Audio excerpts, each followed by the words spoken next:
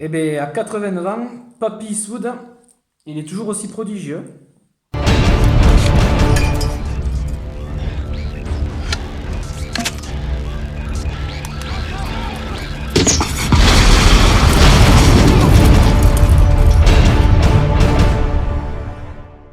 Bonjour Bonjour tout tout le le monde. monde et bienvenue sur Juste un film. Alors aujourd'hui Anthony et moi Guillaume pour la sortie du car Richard Jewell de Clint Eastwood. Alors comme tu viens de le dire, est-ce qu'il en a encore sous la patate? Et bien il en a vraiment sous la patate notre papy Clint Eastwood. Ça c'est clair. Alors bon, on va déjà parler de quoi parle le film. Alors c'est l'histoire Richard Jewell ça se passe en 96 pour les attentats qu'il y avait eu aux Jeux Olympiques C'est ça. d'Atlanta en 96. Voilà. Lui, il est agent de sécurité, il a toujours aspiré à vouloir être flic, donc il est fan de tout ce qui est ordre, il connaît tous les procédés de la police. On est en Géorgie là-bas, donc du coup c'est un état où tu as le droit d'avoir des armes chez toi, donc il en a bien entendu toute une collection chez lui. Voilà, donc c'est vraiment l'américain pur et dur qui aime beaucoup tout ce qui est justice, tout ça. Tiré de faits réels, hein. Bien Ça entendu, c'est... tiré de faits réels, oui. Bon, Voilà. Clint Eastwood, de toute façon, ça fait à peu près 5 ou 6 ans, à part La Mule qui est Mm. sortie il y a un an ou L'année deux. dernière, ouais. Voilà, qui en général, il réalise des films qui sont tirés toujours de faits réels. Il y a Sully, il y a eu American Sniper, il y a celui-là. Voilà, il n'a pas toujours fait ça, mais ça fait une bonne dizaine ou quinzaine d'années qu'il fait souvent ça. Voilà. Donc, bien sûr, Richard Jewell est une histoire vraie. Et ce garçon va travailler à la sécurité. Là-bas, c'est un agent de sécurité normal, et il va découvrir un sac avec une bombe à l'intérieur. Voilà. Sauf que le problème qu'il va y avoir, c'est que les médias, ils ont besoin d'un coupable, et les médias et tout le monde va le clouer au pilori en faisant le suspect numéro un. Puisque, en principe, tu es présumé suspect. Dès que c'est toi qui l'as trouvé, tu es présumé suspect, sauf qu'on ne te cloue pas au pilori comme ça. Sauf que là, lui, les médias vont vouloir tellement jouer du zèle qu'ils vont le mettre, ils vont le mettre directement sur les journaux, et ils vont le bâcher immédiatement. Donc il aura plus de vie, et ça va être l'enfer. Et heureusement, il a un avocat qui est formidable et qui va le défendre, et qui va arriver à faire qu'il s'en sorte. Voilà. Donc, alors, Paul Walter Hauser joue Jewel. Alors cet acteur, je ne le connaissais pas. Je crois qu'il a fait que un ou deux films, c'est tout. Mais il le joue formidablement Comme bien. ça. Il y a même un passage dans le film à un moment donné où on vous montre une vraie interview du vrai Jewel. C'est à s'y méprendre. C'est vraiment ça. Après, actrice connue qu'il y a dedans, Katie Bates. Alors vous l'avez déjà vu dans Misery, Katie Bates de Stephen King, qui est exceptionnelle. Cette actrice, elle a souvent des rôles de femme forte et tous ces trucs-là. Là, elle joue sa mère, femme fragile, qui subit tout le feu des médias et tous ces trucs-là, la violence que peut être la justice comme ça, elle joue formidablement bien. Il y a aussi Olivia Wilde qui fait la journaliste dans le film, celle qui va justement pondre ça sans se renseigner, sans rien, et qui va être responsable de tout. Elle joue très très bien. Alors elle jouait dans Tron, elle jouait dans plein de films, hein, vous l'avez vu dans plein de films. Et John Hamm et Sam Rockwell aussi. Sam Rockwell qui fait son avocat, c'est pareil, c'est un très très bon acteur, Sam Rockwell. Et John Hamm qu'on va revoir cette année dans Top Gun, et dans je sais plus quoi, il rejoue dans un autre film aussi cette année qui va être très important. Ah oui, il va faire Monsieur Sinistre dans Les Nouveaux Mutants. On vient de le découvrir tout à l'heure, ça. Alors peut-être que c'est un Et spoiler c'est peut-être un potentiel. spoil parce qu'on ne le Parce voit que pas dans la bande-annonce. pour l'instant, j'avais pas entendu parler sur les nouveaux Mutants. Voilà. Donc peut-être qu'on vient de vous balancer un spoiler. On l'a Peut-être. vu sur Wikipédia, ça. Donc On a vu sur voilà. Wikipédia qu'il avait joué Voilà. Monsieur Sinistre, cet acteur. Voilà. Bref, qu'est-ce que t'as pensé du cas Richard Jewell de Clint Eastwood? Alors écoutez, vraiment fabuleux. Voilà, déjà tu l'as dit, tu viens de faire un point sur le casting. Donc déjà le casting, voilà des acteurs vraiment prodigieux dans ce film-là qui jouent, mais alors vachement bien. Paul Walter, franchement, il est exceptionnel. Voilà, c'est clair. Et tous les autres, même au niveau des rôles secondaires, ils sont vraiment là-dedans, quoi. Voilà. Surtout qu'ils sont pas relayés au rang de secondaire. Quasiment pas, mais c'est vrai que, enfin, franchement, bon, dirigé par Clint Eastwood, tous ces acteurs-là, ils sont vraiment fabuleux, quoi. Ah bah oui, oui. Déjà, là-dessus, c'est pour moi un des plus gros points positifs du film. Après, on retrouve bien évidemment le ton Clint Eastwood, la façon de filmer aussi, cet éclairage un peu sombre, un peu grisâtre, hein, qu'on retrouve dans quelques films aussi. Donc ça, c'est vachement intéressant. Mais au niveau de l'histoire, voilà, tout est vraiment fait pour que, en tant que spectateur, on arrive à ressentir donc ce moment de gloire qu'il a, parce que ce qu'il faut dire, c'est que quand il découvre cette bombe, il est reconnu comme un héros pendant 3 jours, jusqu'au moment où bim, ça se retourne contre lui, où on commence à le mettre comme suspect. Et là, tu vois, tu arrives à ressentir vraiment le fait de passer en tant que héros, la façon dont c'est joué, qu'est-ce que toi tu peux ressentir, tu es un peu comme lui, tu ressens un peu ce qu'il a, tout ça. Et jusqu'au moment où les premiers stress vont commencer à apparaître quand il commence à être suspect. Et ça, ben, tu es avec lui, tu es là, tu as la pression comme lui, jusqu'au moment voilà, où il va être pris dans ce système-là. Et je souligne aussi, bien évidemment, donc, sa relation avec son avocat, voilà, Ouais, qui est ça, c'est énorme. génial, ça. Comment ce pauvre gars, on va essayer de l'aider pour vraiment qu'il s'en sorte, tout ce que son avocat va mettre en place. On est vraiment beaucoup plus quand même, on voit une bonne partie de l'enquête, mais on est quand même beaucoup plus sur la psychologie des personnages, voilà. Sa relation avec sa mère aussi. Tout est vraiment fabuleux. On J'ai est en vraiment... interne chez eux. C'est Voilà, quasiment huis clos chez eux, on suit cette famille. voilà. Ils s'intéressent pas, ouais, ils s'intéressent vraiment à cette famille. Le rouleau compresseur que ça peut être médiatique que tu subis Voilà. quand tu étais là. Et juste par rapport juste à certains faits, comment la presse ben, peut s'emparer de la chose et te détruire une vie carrément, quoi. Parce que là, tu as tout qui bascule. Si jamais il est reconnu coupable, ben, c'est la peine de mort et tout ça. Donc tout ce qui se met en place dans ta tête à ce moment-là, sa mère, comment elle le vit, tout ça. Cette façon de détruire complètement cet homme-là, Et je sais pas si tu as juste pour pensé, se faire de l'argent et tout ça. je sais pas si tu as pensé, en plus c'est en 96, il n'y avait pas encore les réseaux sociaux et tout ça. Alors Exactement. imagine ce que ça doit être aujourd'hui. Exactement. Il Est-ce n'y que avait ça pas aurait les été réseaux sociaux et déjà voilà tout ce qui vit avec les journalistes devant et tout ça, c'était cette pression-là, de tout fou. ça. Donc, bref, vraiment, le film est vraiment exceptionnel. Et voilà, tu n'as qu'une seule envie, c'est que cet homme-là s'en sorte. Alors, bon, peut-être que je vais pas spoiler, bon, peut-être que vous la connaissez déjà cette histoire, ou pas, je sais pas. Mais vraiment, voilà, du grand Clint Eastwood et les acteurs vraiment mais prodigieux. Ça a été vraiment un grand plaisir, hein. Ah oui, Moi, oui. franchement, j'ai été dedans et voilà, j'ai même été ému à certains moments. Voilà, il y a des moments, des passages qui sont vraiment très émouvants. Voilà, et ça, c'est exceptionnel. Voilà, allez le voir, vraiment. Que ce soit dans le fond, dans la forme, il est Ah oui, oui. exceptionnel. Ouais, moi je suis un grand fan de Clint Eastwood, hein. Bon, alors c'est pas parce que c'est un Clint Eastwood que qu'on doit pas être critique. Il fait pas que des purs chefs-d'œuvre, mais c'est vrai que très souvent c'est des films exceptionnels. Il y a une façon de filmer ses acteurs et une mise en scène de ses acteurs qui est remarquable. Pourquoi? Parce que lui déjà a été entouré des plus grands réalisateurs quand il était jeune, donc il sait déjà ce que c'est la complexité d'être un acteur. Donc il a un respect de ses acteurs. Ensuite, il a fait tous les boulots dans le cinéma, Clint Eastwood. Il a fait tout fait. Il a fait chef opérateur, il a fait photographe, il a tout fait, tout fait, tout fait. Il s'est même démerdé entre deux tournages de temps en temps à prendre les caméras à l'époque et tout. Il a fait tous les boulots, il connaît le cinéma par cœur. Il sait exactement ce qu'il veut pour une scène, il sait exactement ce qu'il veut pour un plan. Et ça se ressent. Et il a un respect du cinéma et un respect de ses acteurs quand il les met en scène qui est remarquable. Je crois qu'il y a peut-être que Martin Scorsese aujourd'hui que je vois avoir un respect de ces acteurs comme ça. C'est exceptionnel et voilà. Donc ça déjà, voilà, les acteurs qu'il a pris, il les a pas pris pour rien. Et s'il leur a donné ce rôle-là, c'est pas des rôles pour rien qu'il leur a donné. Ils sont tous, mais génialissimes dans leur rôle. Tous. Voilà. Alors après, par contre, il a toujours un message. Clint Eastwood, tout le temps, c'est quelqu'un qui n'est pas du tout politiquement correct. Quand il veut balancer un doigt d'honneur à quelque chose, il le fait. Et là, c'est une critique acerbe, mais acerbe, des médias et de la justice américaine. Oui. Parce que ça, c'est clair, et on est tout le temps en train de gueuler contre la justice en France. Après avoir vu ce film, vous préféreriez être jugé à sa place en France qu'être jugé aux États-Unis.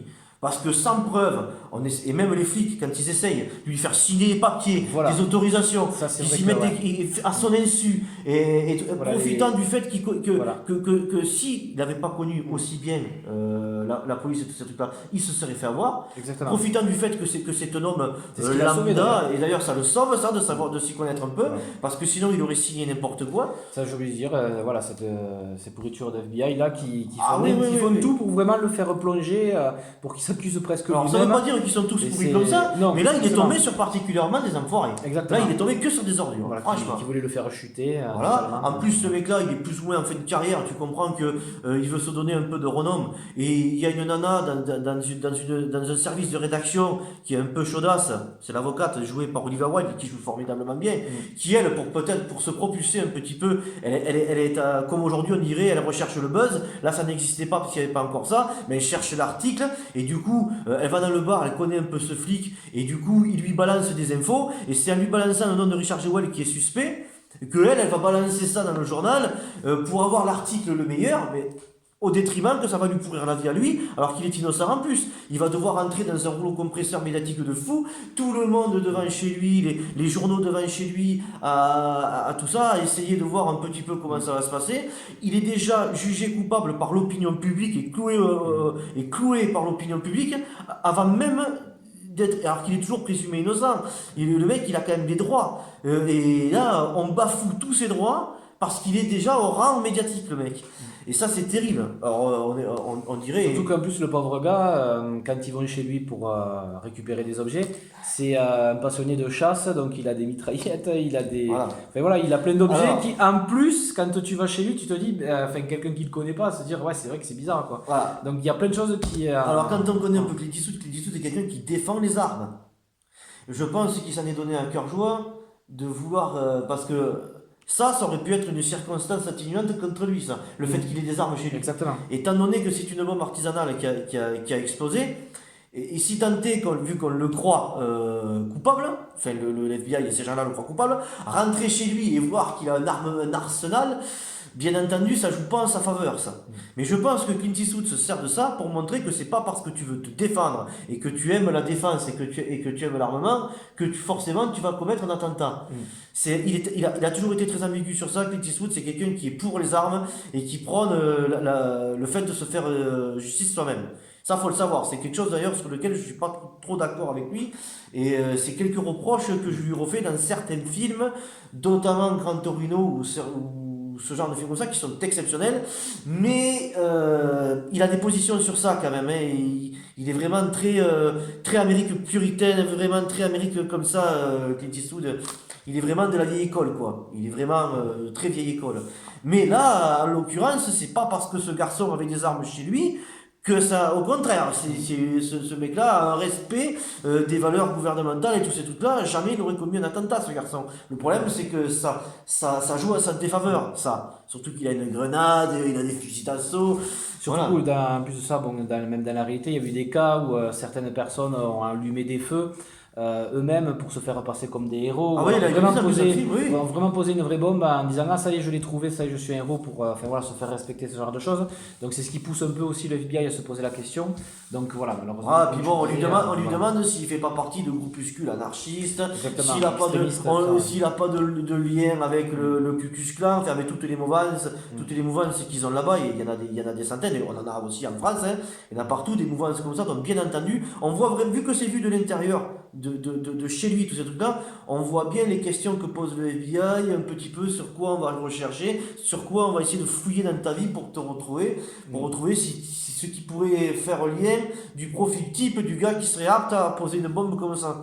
Voilà, donc ça c'est très intéressant, tout ça c'est vraiment très intéressant. Mais on voit vraiment que lui, il veut faire une critique terrible sur les médias et qu'il fait une critique terrible sur la justice américaine.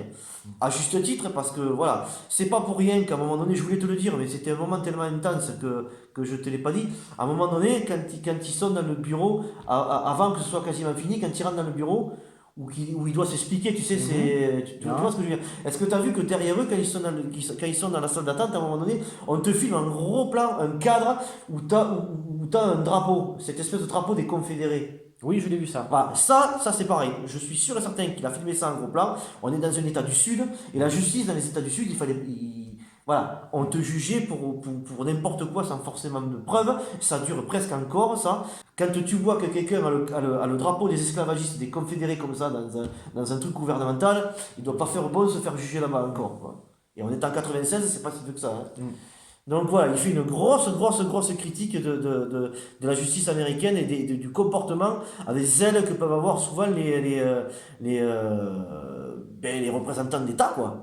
Parce que le FBI, c'est les représentants d'État, et les médias, ils n'ont pas à te clouer comme ça, sans preuve, sans rien. Ils sont censés relayer l'information en la vérifiant d'abord. Ils ne doivent pas colporter des fake news ou des conneries comme ça. Et ça, les Américains, c'est les champions du monde pour ça. Et d'ailleurs, aujourd'hui, avec les réseaux sociaux, ce pauvre homme aurait été massacré encore pire. C'est clair. C'est terrible. Donc, c'est du pur chef-d'œuvre. Vous attendez pas à...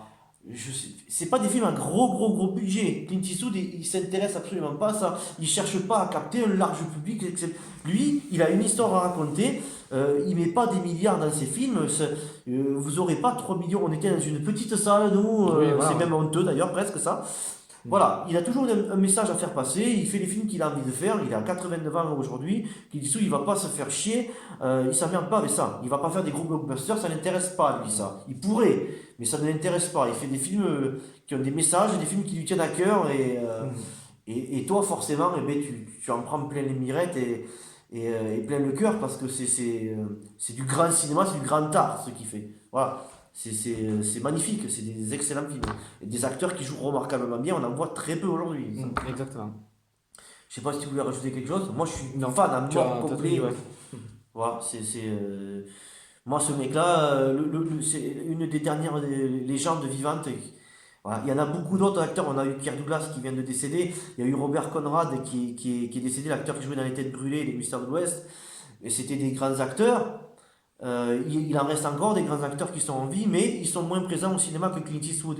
C'est-à-dire qu'ils ne se sont pas mis dans la réalisation. Il y en a certains qui sont sûrement en vie, mais que ça doit faire peut-être 30 ans, 40 ans qu'ils n'ont pas tourné un film. Donc du coup, je ne les compte pas. Lui, il est resté présent médiatiquement sur le cinéma.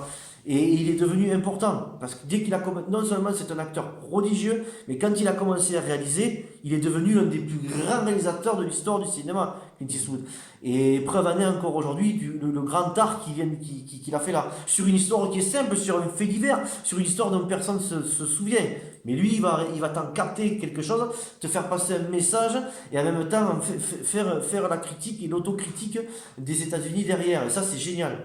Cette façon de filmer l'Amérique d'en bas. Les petites gens qu'on ne parle jamais, mais lui, il va te les mettre en scène, te les filmer, parce que ce Richard Jewell est un mec quelconque, qui traverse la vie, mais de façon un peu nonchalante, qui aimerait être reconnu, mais qui ne l'est jamais, qui est gros en plus, donc on se fout plus ou moins de sa gueule, et on le prend plus ou moins jamais au sérieux, tous ces trucs-là. Voilà, lui, il va se servir de ces éléments-là pour te montrer un petit peu que des fois, c'est un petit peu simple comme ça, qui peut te faire toute la différence, parce que c'est un héros, cet homme, que s'il n'avait pas été là, il aurait peut-être eu sa mort. Exactement. Voilà, et ça c'est génial, cette façon de montrer ces choses-là. On lui reproche souvent de vouloir montrer la gloire de l'Amérique, la gloire de l'Amérique. Alors, il s'avère qu'il est américain, Clint Eastwood, donc il va se servir de faits divers de gens américains. Voilà, il serait français, il se servirait de faits divers d'agents de sécurité français ou de gens français qui ont vécu des choses exceptionnelles. Voilà, il se sert un petit peu de ce qu'il a autour de lui, des histoires qui le captent, et il veut montrer qu'il y a toujours du bon dans l'âme humaine quand même. Voilà. Et ça, il est très fort pour montrer ce genre de choses. Après, voilà, on peut lui reprocher d'un peu trop être patriotique. Mais moi, je ne trouve pas que ce soit un défaut. Je trouverais que c'est plutôt une qualité, moi, d'aimer son pays, d'être patriotique. Voilà, je trouve pas que ce soit de mauvaise valeur. Il faut encore réfléchir à une chose, c'est un homme qui a 89 ans, Clint Eastwood. Voilà, on ne peut pas lui demander de réfléchir comme quelqu'un de 20 ans, 30 ans. Voilà. Mais voilà, pour moi, c'est un des plus grands réalisateurs qui existent. Voilà, donc je vous encourage vivement à aller le voir. Exactement. Allez le voir vraiment parce qu'il est vraiment magnifique ce film. Et puis pour bien évidemment vous en faire votre propre avis personnel. Voilà. N'hésitez pas si vous avez vu le film à nous laisser des commentaires, à savoir si vous êtes d'accord avec nous ou pas. On échangera volontiers. À nous laisser des likes, des pouces bleus et à vous abonner à la chaîne si vous aimez ce que nous faisons. Et nous, on vous dit à bientôt pour une prochaine vidéo. Très prochainement, prochainement, oui, Invisible Man, normalement la semaine prochaine. Donc on se retrouve très certainement la semaine prochaine pour cette critique-là. Voilà. Allez, bye bye les gens, à bientôt. Ciao. Hasta la vista, baby.